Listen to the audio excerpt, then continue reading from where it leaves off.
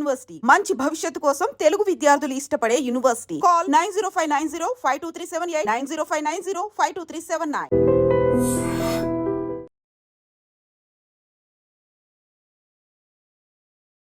నమస్తే, welcome to iDream media. నేను మీ ప్రశాంత్. గత కొద్ది రోజులుగా భారత్ పాక్ మధ్య దాడులు ప్రతిదాడులు మనం చూస్తూనే ఉన్నాం. పాక్ ఆర్మీకి తగిన రీతిలో బుద్ధి చెప్తూ భారత్ సైన్యం ముందుకు వెళ్తూనే ఉంటుంది.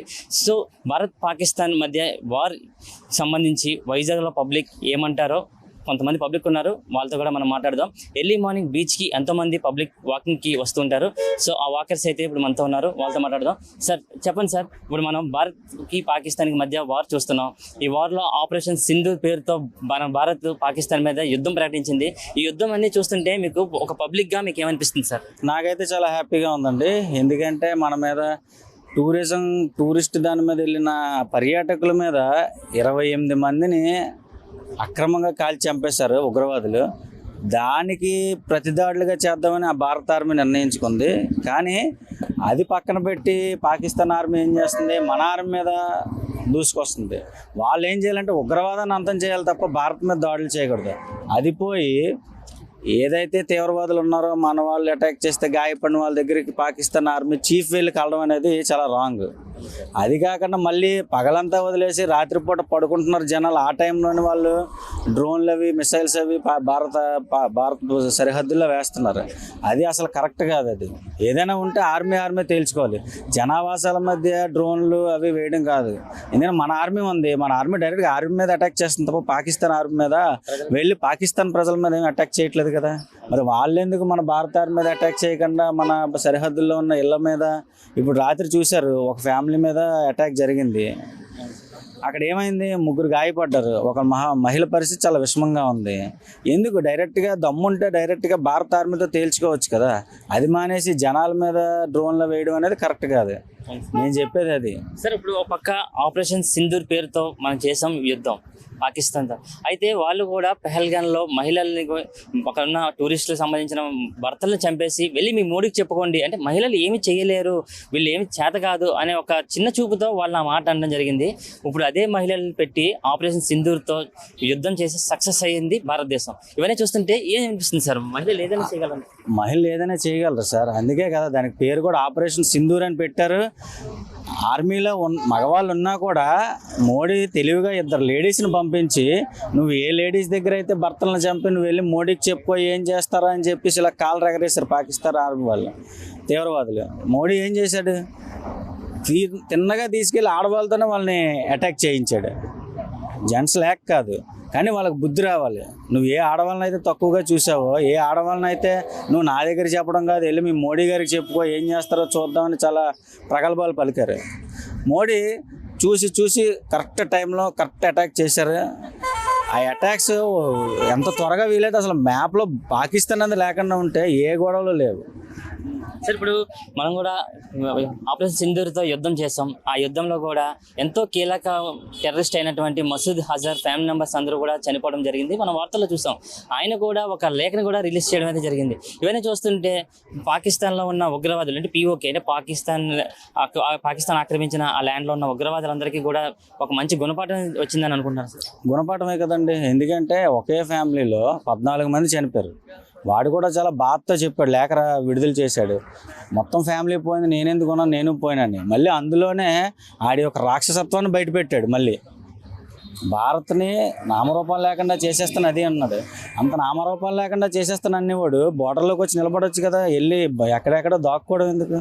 అంత దమ్మున్నాడు డైరెక్ట్గా ఆర్మీతో ఫైట్ చేయొచ్చు కదా, బోర్డర్లోకి రావచ్చు కదా. వాడు రావట్లేదుగా. నిన్న పంపించాడు బోర్డర్లోనే 8 మందిని ఎంతమందినో, దాన్ని కూడా మన వాళ్ళు తిప్పికొట్టారు ఆర్మీ. వాడే డైరెక్ట్గా రావచ్చు కదా. వాడి అండర్లో ట్రైనింగ్ ఇచ్చి నన్ను పంపడం వేస్ట్ కదా. వాడే వచ్చి అన్నాడు కదా మోడీతో చెప్పుకొని. మోడీతో చెప్పుకోవడం ఎందుకు, నువ్వే డైరెక్ట్గా మాట్లాడవచ్చు కదా మోడీతో. అంత దమ్ము లేదు నీకు.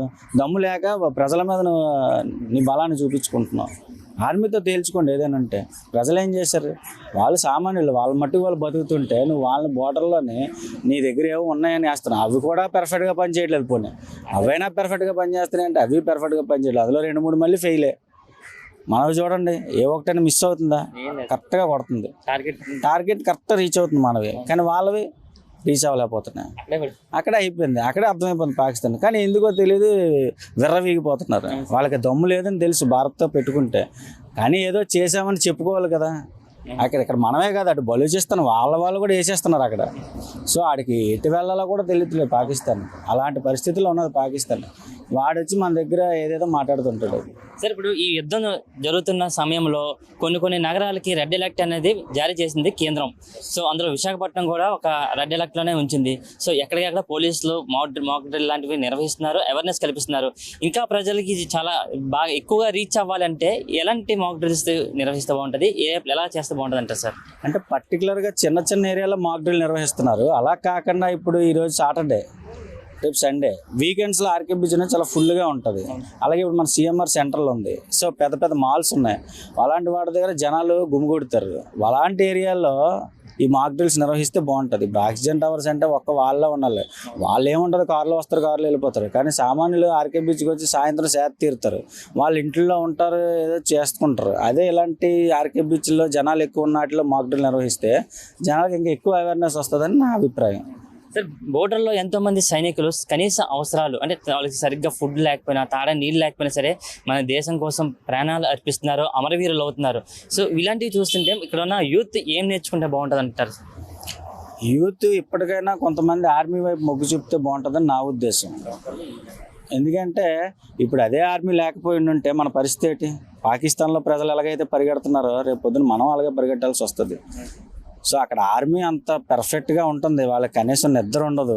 ఏ టైంలో ఏ అటాక్ జరుగుతుందో తెలియదు. నిన్నే చూసాం కదండి, ఒక సైనికుడు చనిపోయాడు. సో ఇలా ఎంతమంది ప్రాణాలు అర్పించాలి? ఏదో మన టెక్నాలజీ భారత ఆర్మీ ధైర్యంగా ఎదుర్కొంటుంది కాబట్టి సరిపోయింది. లేకపోతే మన పరిస్థితి ఏంటి? ఆర్మీ వైపు మొగ్గు చూపకపోతే ఆర్మీలో రిక్రూట్మెంట్ కూడా తగ్గిపోయింది అనుకోండి. యాక్చువల్గా ఆర్మీలో రిక్రూట్మెంట్ జరగట్లేదు ఇప్పుడు. యాక్చువల్గా మన రిటైర్డ్ మేజర్ గారు ఎవరో కూడా చెప్పారు అది. సో రిక్రూట్మెంట్ కూడా ఉంటే మంచిది. ఎందుకంటే ఎప్పుడు ఎలాంటి విపత్కర పరిస్థితి వస్తుందో మనం చెప్పలేం. అందరూ డాక్టర్స్, సాఫ్ట్వేర్ ఇంజనీర్స్ ఇవే చూసుకుంటున్నారు హ్యాపీగా లైఫ్ లీడ్ చేయాలని. సో ఇండియా కోసం కూడా కొంతమంది ట్రై చేస్తే బాగుంటుంది. సార్, ఇప్పుడు మనకి ఈ దారిలోని మన తెలుగు వాడైనటువంటి కూడా ఉన్నారు, మురళీ నాయక్ గారు. ఆయన కూడా వీరమరణం పొందారు. అవన్నీ చూస్తుంటే ఎలా అనిపిస్తుంది సార్?